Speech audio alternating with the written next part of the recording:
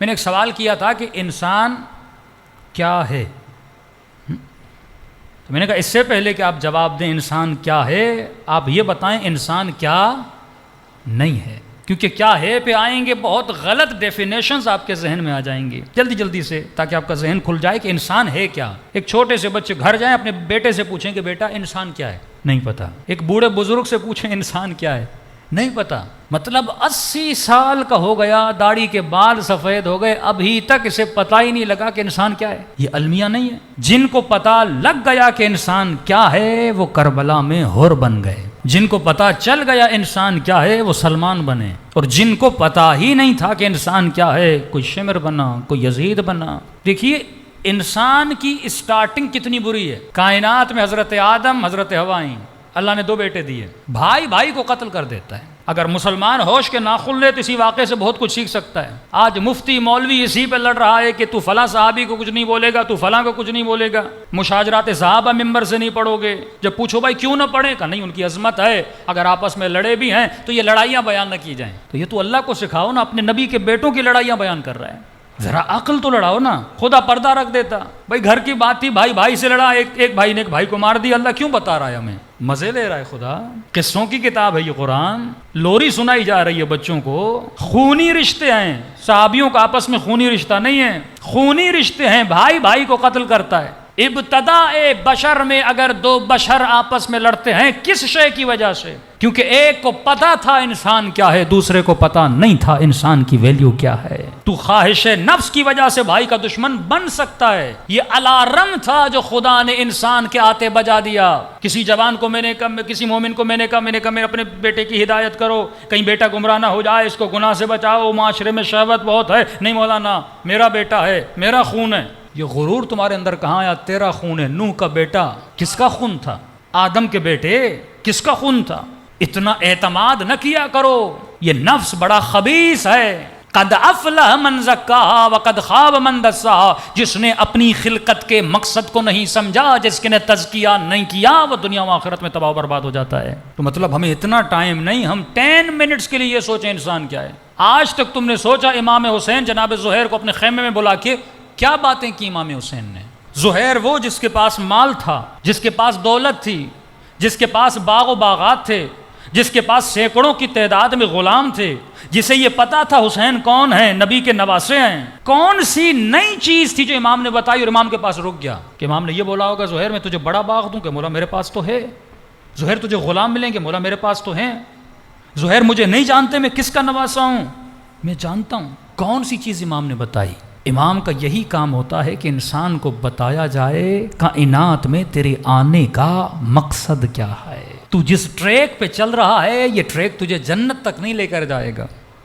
زہیر نمازی تھا، عابد تھا، زاہد تھا، یہ نہیں کہ زہیر نماز نہیں پڑھتا تھا، لیکن غلط ٹریک پر تھا۔ آج ہمارے کئی ایسے نمازی ہیں، تہجد گزار ہیں، لیکن یہ نہیں پتا کہ ہم کس ٹریک پہ چل رہے ہیں۔ مرنے کے بعد جب مرے گا اور قیامت میں کہے گا خدایا کہاں گئی میری نمازیں، کہاں گئے میرے روزے؟ اللہ کہے گا تو انہیں جہاں پڑھی تھیں وہیں رہ گئے، اوپر آئے ہی نہیں۔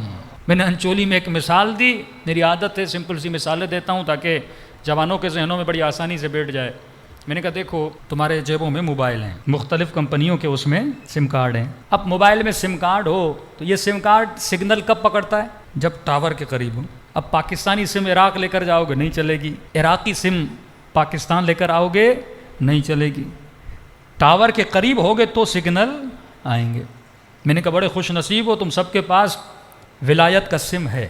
ہم سب کے پاس یہ جو مسلمان بٹے ہوئے ہیں نا، یہ مختلف کمپنیوں کے سم لے کر گھوم رہے ہیں۔ ہم نے ولایت کے دکان سے ولایت کا سم لیا، کسی نے خلافت کا سم لیا، جیسے کوئی امیر شام کا ماننے والا، کوئی مولا علی کا ماننے والا، تو اس کے پاس امیر شام والا سم تھا، میسم کے پاس علی والا سم تھا۔ تو خوش نصیب ہو سم تو تیرے پاس ہے، لیکن ٹاور سے تو بڑا دور ہے۔ اب بندہ شیطان کے ٹاور کے پاس کھڑے ہو اور کہے کہ علی والے ٹاور کے سگنل آئیں، ایسا تو نہیں ہو سکتا نا۔ قرب جب تک تیرا اہل بیت کے ساتھ نہیں ہوگا۔ دوسری بات، جب جتنا تو ٹاور سے دور ہوتا ہے، مثلا آپ کی موبائل میں انٹرنیٹ کے سگنل نہیں آ رہے، کیوں نہیں آ رہے؟ کیونکہ آپ ٹاور سے دور ہو۔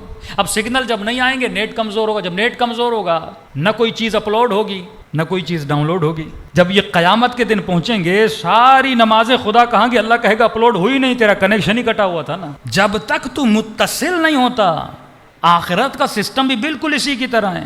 کسی کے پاس 2G کے, کسی کے پاس 3G کے, کسی کے پاس 4G کے. سلمان کے پاس 5G کنیکشن تھا. یہ جو سنتے ہو نا ایمان کے 10ویں درجے پر, کیا مطلب اسپیڈ اس کی زیادہ تھی.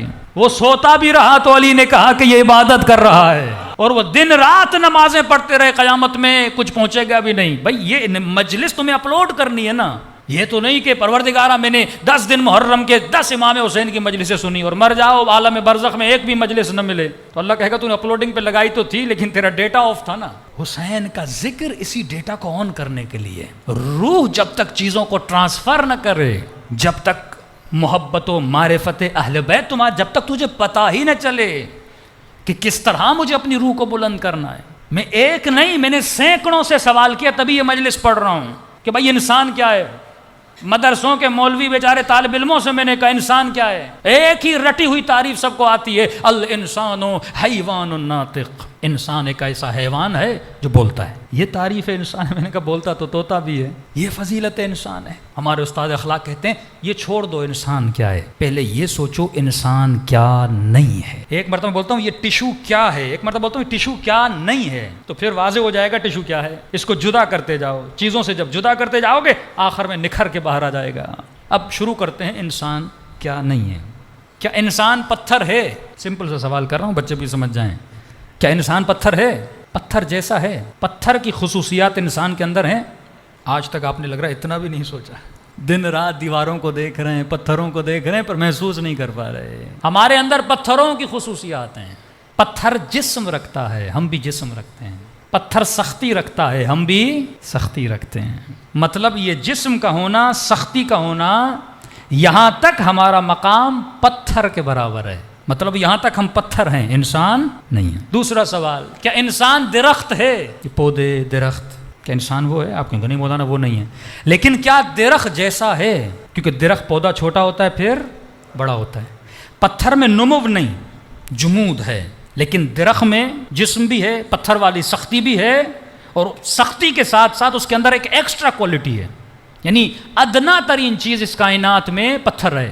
پتھر کے بعد اگر کوئی اعلیٰ مقام آتا ہے وہ درخت کا ہے, کیونکہ پتھر بڑا نہیں ہوتا, درخت بڑا ہوتا ہے. پتھر میں نمو نہیں ہے, درخت میں نمو ہے. یہ خصوصیت آپ کے اندر بھی ہے. بچہ چھوٹا ہوتا ہے, آہستہ آہستہ جسم بڑا ہوتا ہے. بال چھوٹے ہوتے ہیں, آہستہ آہستہ پتوں کی طرح بڑے ہوتے ہیں. نطفہ دانہ ہوتا ہے, جسم بن جاتا ہے. سیب کا دانہ دانہ ہوتا ہے, بعد میں سیب بن جاتا ہے. یعنی یہاں تک ہمارے اندر کون سی خصوصیت ہے؟ درخت کی ہے. کوئی یہ نہ بولے میں اس لیے انسان ہوں کیونکہ بڑا ہوتا ہوں. بھائی بڑا درخت ہوتا ہے, یہاں تک تو درخت ہے, وہاں تک تو پتھر تھا. اگلا سوال, مطلب یہاں تک جو خصوصیات ہمارے اندر ہیں وہ پتھر اور درخت والی خصوصیات ہیں. اب یہ سوال, کیا انسان حیوان ہے؟ حیوان نہیں ہے, پر حیوان جیسا ہے. حیوان جیسا ہے. کن خصوصیات میں حیوان جیسا ہے؟ حیوان کھاتا ہے, انسان کھاتا ہے. بچے سے پوچھو نا بیٹا تو انسان کیوں ہے, اگر یہ بولے بابا میں کھاتا ہوں تو بولو کھاتی تو بکری بھی ہے. یہ کمال نہیں ہے کہ تو کھاتا ہے. نہیں مولانا ہم انسان ہیں کیونکہ ہم شادی کرتے ہیں. جن سے مخالف سے رابطہ حیوان بھی برقرار کرتا ہے. گدھوں کی بھی شادیاں ہوتی ہیں, گھوڑوں کو اور بات ہے, تو بارات لے کر جاتا ہے, ان کی کوئی بارات نہیں ہوتی.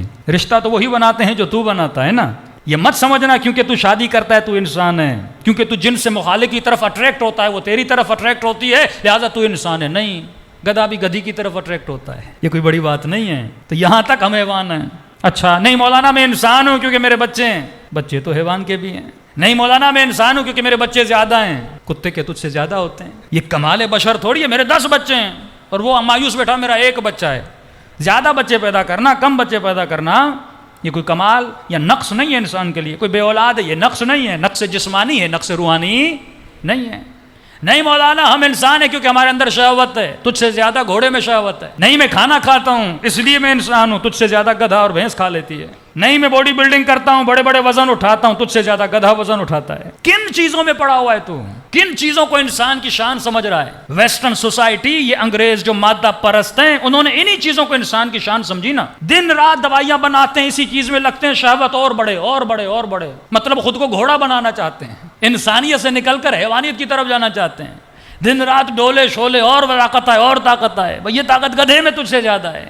تو خود کو گدھا بناتا جا رہا ہے دن بدن، اور فخر کرے میرے اتنے ڈولے، میں اتنا طاقتور، میں 200 کلو وزن اٹھا دوں. یہ فخر انسان ہے. ہاتھی تجھ سے زیادہ وزن اٹھاتا ہے، گدھا تجھ سے زیادہ وزن اٹھاتا ہے. تو یہاں تک تو ہم حیوان ہیں. اچھا یہ بولے نہیں مولانا میں انسان ہوں کیونکہ میں اپنے بچوں کے لیے کمانے جاتا ہوں، صبح سے شام تک محنت کرتا ہوں، ایک لقمہ اپنے بچے کے لیے لا کر لاؤں. تو کیا کوا اپنے بچے کے لیے محنت کرنے نہیں جاتا؟ کیا چڑیا اپنے بچے کے لیے دانا نہیں لاتی؟ کیا عقاب اپنے بچے کے لیے؟ جنگل کے حیوانوں کو دیکھو، شکار کرتے کرتے زخمی ہو جاتے ہیں تاکہ اپنے بچے کے منہ میں چھوٹا سا لقمہ لا کر دیں. اگر تو صبح سے شام تک گھر میں بیٹھا ہے کمان نہیں رہا تو اس گدھے سے بدتر ہے، اس حیوان سے بدتر ہے. 25 سال کی ایج ہو گئی جب آ کے ابھی تک ماں باپ کا کھا رہا ہے، تو حیوان سے بدتر ہے. اللہ نے طاقت دی، اللہ نے آدھی جا کما. ایک گدھا بھی پیٹ بھرنے کے لیے صبح سے شام تک وزن اٹھاتا ہے کہ مجھے گھاس مل جائے. تو اگر کمانے نہ جائے تو حیوان ہے، بلکہ حیوان سے بدتر ہے. حیوان بھی اپنی روزی کی تلاش میں نکلتا ہے، اپنی رزق کی تلاش میں نکلتا ہے. تو یہاں تک تو حیوان ہے. نہیں مولانا میں انسان ہوں کیونکہ ہم سوسائٹی میں رہتے ہیں، ہم ایک دوسرے کا خیال کرتے ہیں، ہمارے اندر صلہ رحمی ہے. ہمسایہ کا خیال کرتا نہیں ہے، میں بتا رہا ہوں. ہمسایہ کا خیال کرتا ہے، ہمیں ایک دوسروں کی پرواہ ہوتی ہے. یہ تو حیوانوں کو بھی ہے. شیر بھی جنگل کی حفاظت کرتا ہے، ہاتھی بھی فیملی کے ساتھ ٹریول کرتے ہیں. ہاتھیوں کو کبھی دیکھا ہے؟ نہیں مولانا میں انسان ہوں کیونکہ اگر میرا کوئی ماں مر جائے، باپ مر جائے، میں اس پہ روتا ہوں. ہاتھیوں کو دیکھا ہے؟ جب کوئی ہاتھی مرتا ہے تو اس پہ بیٹھ کے سوگ مناتے ہیں، 3 دن بیٹھ جاتے ہیں، ان کی آنکھوں سے باقاعدہ آنسو بہتے ہیں.